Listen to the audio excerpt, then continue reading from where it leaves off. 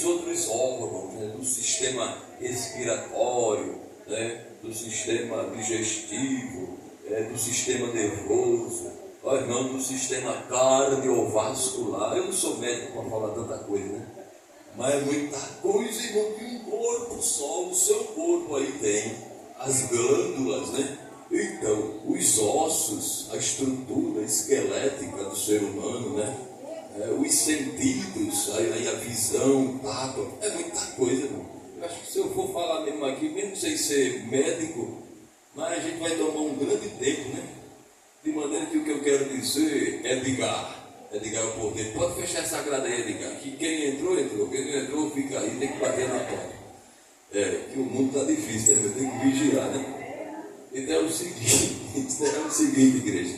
Eu quero ler aqui nessa noite, feliz da vida, viu? Eu sei que a igreja podia estar mais cheia, né? Mas é assim, né, irmão? Conforme, né?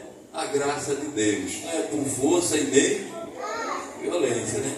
Cada cadeira vazia que eu vejo aí é um motivo a mais para eu orar, né? É uma razão a mais para a gente orar e dizer: Senhor, desperta o teu povo, a começar por mim, Jesus. Eu preciso ser mais crente, eu preciso ser mais fiel, eu preciso ser mais fervoroso, eu preciso de mais amor. Bem, né? Eu estava pensando aqui o que falar, sempre a gente fica assim naquela, né? Mas Deus foi misericordioso, Deus é misericordioso, e dessa vez Ele foi mais ainda.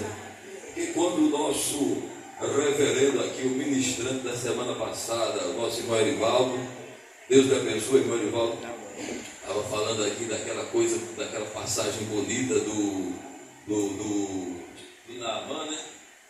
E aí o Espírito Santo vai falando com cada um de uma forma, né?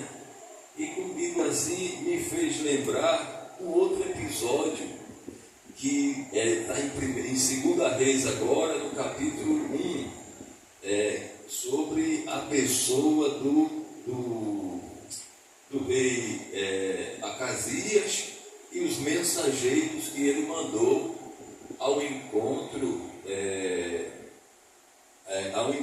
de um deus pagão e buscar resposta numa terra idólatra, a um deus pagão, a Baal-zebub, né? O deus de Ecrón, né? Um ídolo miserável, um ídolo abominável. E aí um crente, ele foi para um terreiro aí de bruxaria, para um centro de bruxaria, mandou ir, né? Porque ele não podia ir, mas ele mandou alguém, um soldado, alguém ir para um centro de bruxaria, trazer ali alguma palavra de alento para ele, de cura, né? E a gente sabe que quando Deus não quer, ninguém cura, né? Não tem nada que dê jeito. E aí teve um episódio que revelou ali algo bem interessante, né? Uma circunstância interessante que eu quero citar nessa noite. Eu quero ler aqui com a igreja João capítulo 13 e depois voltar lá para 2 Reis. Olha, João capítulo 13, podemos dizer, a partir do verso 13, diz assim, João capítulo 13, a partir do verso 13, Jesus disse assim. Eu quero contextualizar os irmãos dizendo que a partir aqui do capítulo 13, Jesus começa a se reunir com os discípulos para celebrar a Páscoa, né? O que a gente chama hoje a ceia do Senhor. E esta foi a última ceia a qual Jesus ministrou aos seus discípulos, e a partir daí a gente sabe tudo o que aconteceu. Agora, esse detalhe aqui nos chama a atenção, porque antes de cear, né, Jesus introduziu aqui, né, deu aqui uma aula, né, uma lição que perdura, né, como um ensino prático sobre humildade durante os séculos e as gerações. E a aula que Jesus deu prática aos discípulos foi de que servir a Deus é primariamente servir ao próximo, né? Servir a Deus primeiramente é estar disposto a servir ao próximo. E a grandeza no reino de Deus não se mede pela capacidade, podemos dizer assim, intelectual, financeira, por critérios humanos. A grandeza do reino de Deus, Jesus deu aqui a entender que ela se revela pela disposição que o ser humano tem de se humilhar, né? Dele mostrar na prática que diante do reino de Deus o maior é aquele que presta para fazer alguma coisa, que se dispõe a fazer alguma coisa, né? Que tem a iniciativa de ir e enfrentar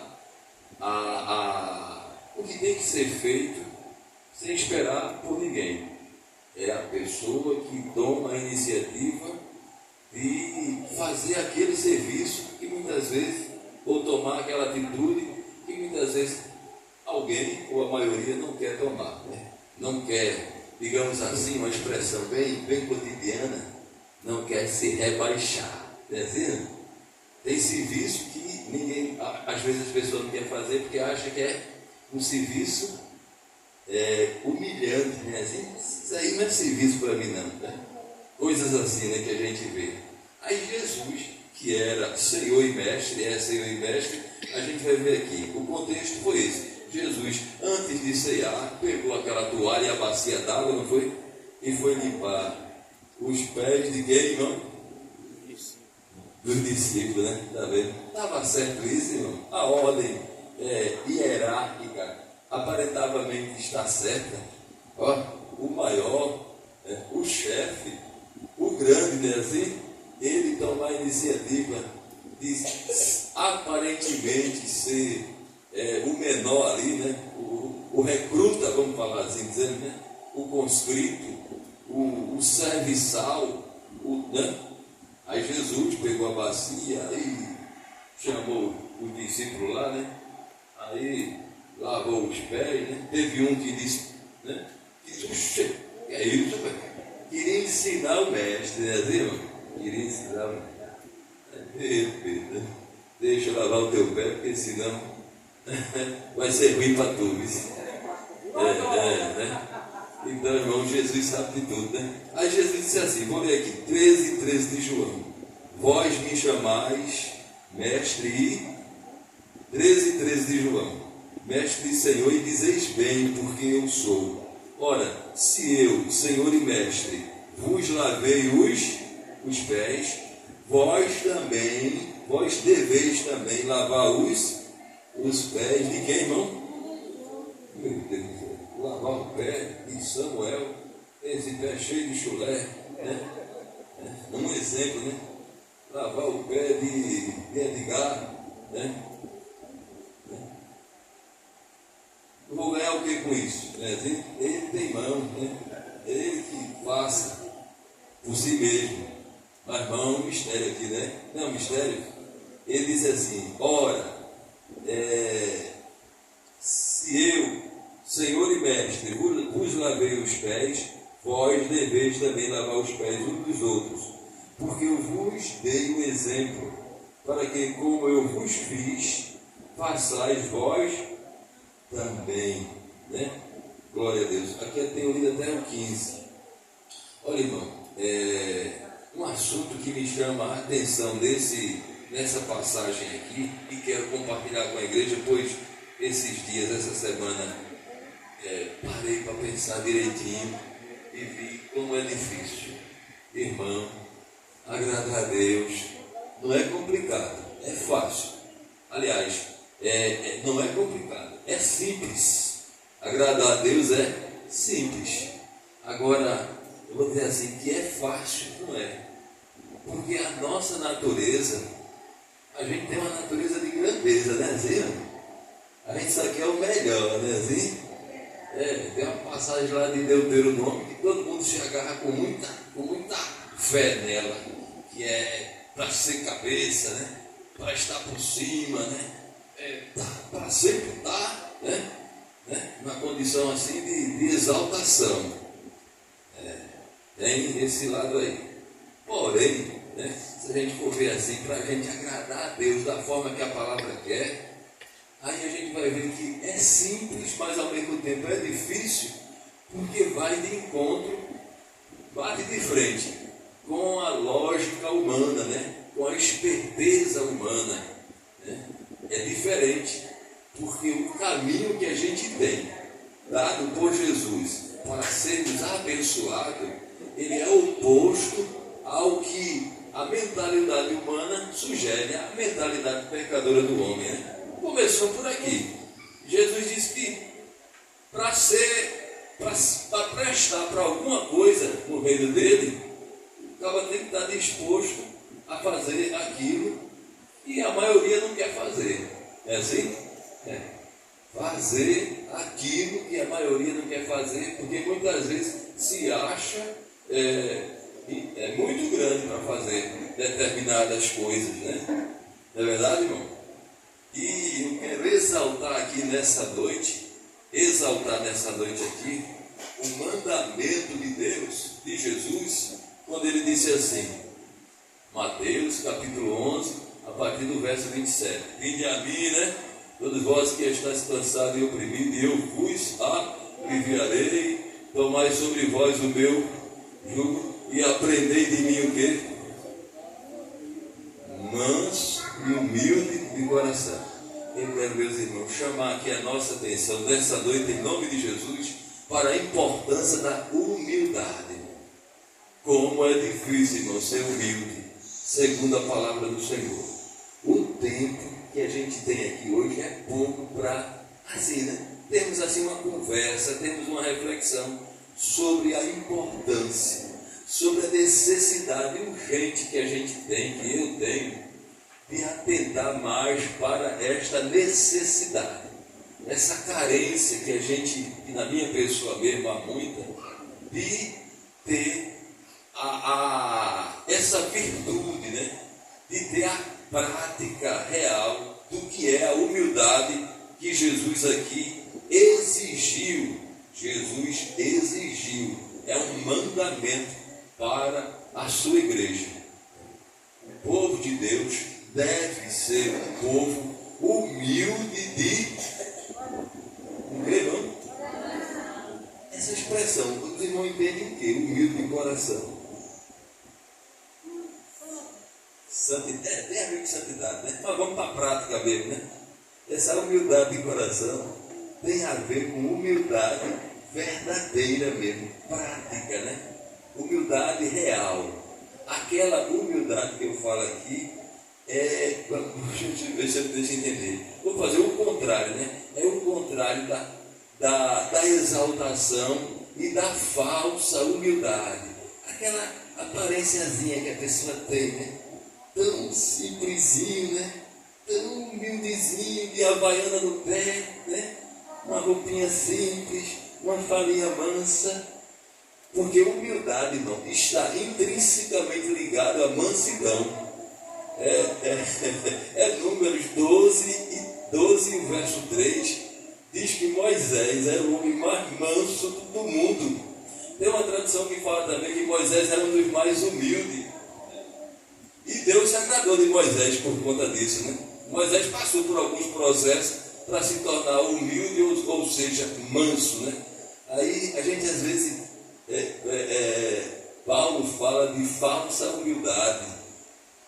Para duas igrejas ele falou nisso.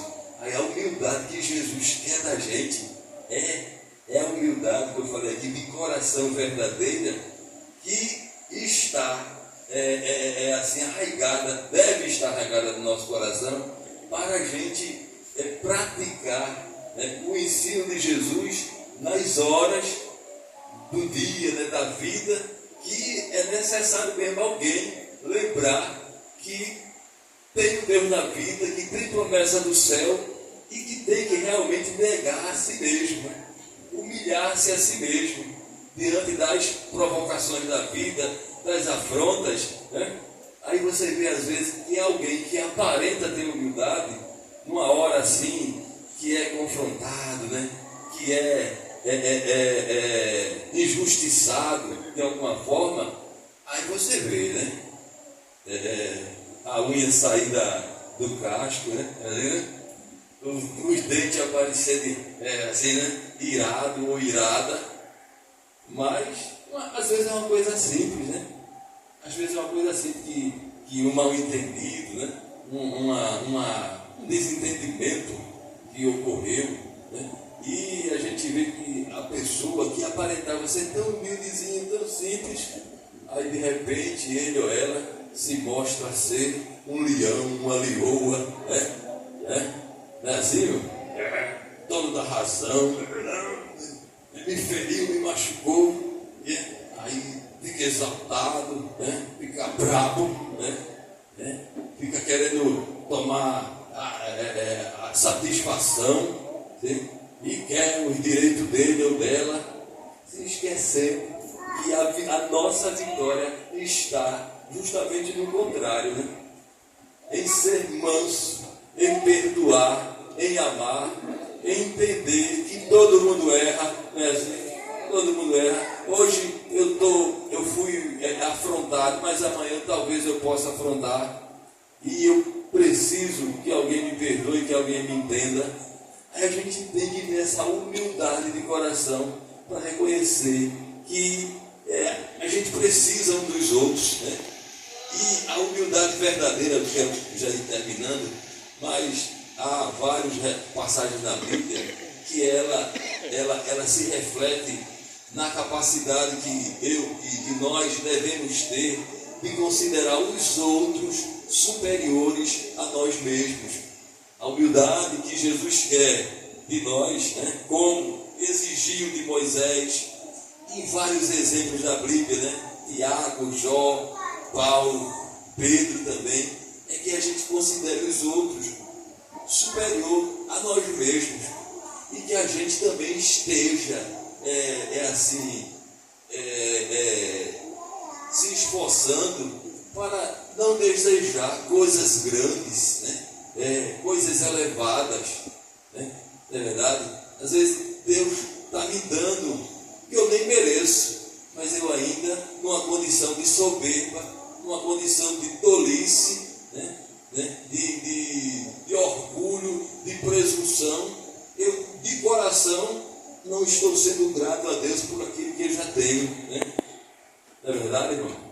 Olha, o que a gente já alcançou até hoje é motivo para a gente estar feliz, porque a gente não merecia nem estar vivo, né? Mas Deus tem nos dado o presente, a vida, né? A roupa que você tem, a casa que você mora, né? O que Deus já te deu e já me deu hoje, deveria ser motivo para eu amanhecer e anoitecer cantando, ficar de joelhos, se pudesse, se fosse possível, 24 horas por dia. Tem hora que passa o dia, eu não dobro nem 5 minutos de joelho. E eu disse, meu Deus, eu digo assim comigo, meu Deus, eu deveria ter passado um dia de joelho hoje, como forma de ser grato a Ti, pelo que Tu tem feito. E eu não passei nem 5 minutos hoje prostrado. Porque, olha, muito tempo é pouco, mas não pode nem falar muita coisa. Mas essa palavra humildade, se a gente for atentar para a origem dela, né? O que quer dizer humildade? Aí tem ela no hebraico, né? Tem ela, é muita língua, né, irmão? Tem a palavra humildade, né? Se você for ver ela no hebraico, que é, né, a língua original da Bíblia, ela tem um significado tremendo. Se você for ver o significado dela no grego, e tem outra coisa também, é uma pancada bem grande no lombo da gente, para a gente aprender a ser crente.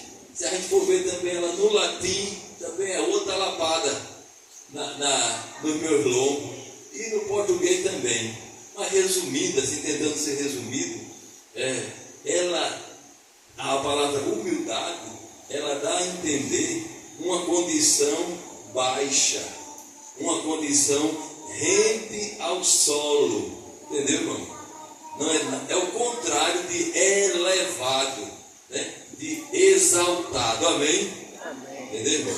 A palavra humildade, aqui no contexto bíblico, tanto do Velho como do Novo Testamento, ela está relacionada a algo baixo, rente ao solo. Quem já ouviu a palavra aqui, humus? Bem conhecido, né? Humus relacionada aí à agricultura, à terra, né? Terra fértil. Aí o milho, humus é assim bem rápido assim, é no grego, humus, algo que é baixo. Jesus está mandando que eu seja pequeno, da terra aqui no chão, no sentido, não é no sentido de ser pecador, né? Mas no sentido de reconhecer que a gente não é nada. A gente veio de quê, irmão? Veio de quê? Deus disse que a gente veio de quê? Do pó, né? E vai voltar para onde? O pó, glória a Deus. Aí não tem motivo para se achar grande, não. Porque grande mesmo só tem um que a gente sabe quem é, né? Aí, também no latim, no português, para ir direto, aí fala também da mesma coisa, de estar baixo. E aí a gente pode entender como, além de a gente se estar rente ao solo, e humus, lá no grego, né, terra fértil, quer dizer, traz a entender que quem se humilha, quem se prostra diante de Deus, quem considera os outros superiores a si mesmo, quem tem empatia, né, que procura ser simples e agradável nas relações do dia a dia, que procura ser amável no relacionamento, perdoador, compreendedor, ele se torna, ele consegue, né, agir da forma que Deus quer da gente, que é ser humus, ser uma terra fértil, né? Está relacionado também à condição do adorador. E todo adorador, né, como diz a palavra, ele tem a característica de ser alguém que se prostra, que se abaixa diante de Deus. Amém? É verdade, irmão? Deus é tão bom, irmão. Deus é tão bom. A hora já está mandando. Outro dia, se Deus permitir, a gente poderia adentrar mais nessa condição de humildade verdadeira, a humildade que Jesus quer que a gente pratique, que a gente realmente assimile nas relações do nosso cotidiano. Que Deus nos abençoe e que, assim como Jesus, ele exigiu dos discípulos que houvesse ali uma condição de reconhecimento sobre o papel de cada um, né, na igreja, considerando os outros superiores a mim mesmo, né, que nós tenhamos aqui da parte de Jesus a capacidade, a graça de sermos úteis no serviço do Senhor, fazendo aquele trabalho que ninguém quer fazer, ou que alguém acha que não é para ele fazer, porque a pessoa se acha às vezes que é um trabalho, digamos assim, como é que não é como se fosse um trabalho inferior, né? Não digno da pessoa, né, assim, irmão? Glória a Deus. Eu fico muito feliz quando eu vejo um caminhão de lixo passando na minha rua, né? Um gari tudo animado, pegando lixo atrás de uma oiazinha verde, né? Você dá uma oiazinha para ele, principalmente período de festa, e o pessoal duro, não dá nada para o gari, não ajuda com ele nada. Ele está lá animado recolhendo lixo. Aí alguém não quer nem chegar perto. Coitado do gari, né, rapaz? Né? Mas o serviço dele é importantíssimo ou não é para a gente? Olha, irmãos, se ele não ganhar um salário bom aqui na terra, eu tenho certeza que Deus cuida de cada gari. Ele pode ser pecador do jeito que for, mas o serviço que ele faz, que ele presta para a sociedade, é uma forma de adorar a Deus. Né? Todo trabalho é digno, não é assim? E Deus é o verdadeiro patrão de todo aquele servo que faz o trabalho com amor, principalmente aquele trabalho que ninguém quer fazer, né? Se acha muito importante, às vezes não quer fazer. Às vezes é um preguiçoso, diz que não tem serviço, né? E ainda se acha uma grande personagem. Mas Deus está vendo, né, assim, igreja? Então que Deus nos ajude, que Jesus tenha misericórdia, né, da gente, Deus tenha misericórdia de mim, né, de você também, para que a gente viva essa verdadeira humildade. Porque o contrário de humildade, irmão, é elevação, é soberba, é presunção. E a Bíblia diz que quem anda nesse caminho está prestes a cair em ruína, né? A viver em derrota, né? Porque o exaltado, irmão, Se tem uma maneira que a pessoa encontra de lutar com Deus, é andar contrário à humildade, é se exaltar, porque Deus resiste aos exaltados, aos soberbos, aos presunçosos, aquela pessoa que se acha muito especial, muito elevado, glória a Deus, amém, igreja? Glória a Deus. Vamos convidar aqui os nossos pastores aqui, no nome de Deus, para em nome de Jesus a gente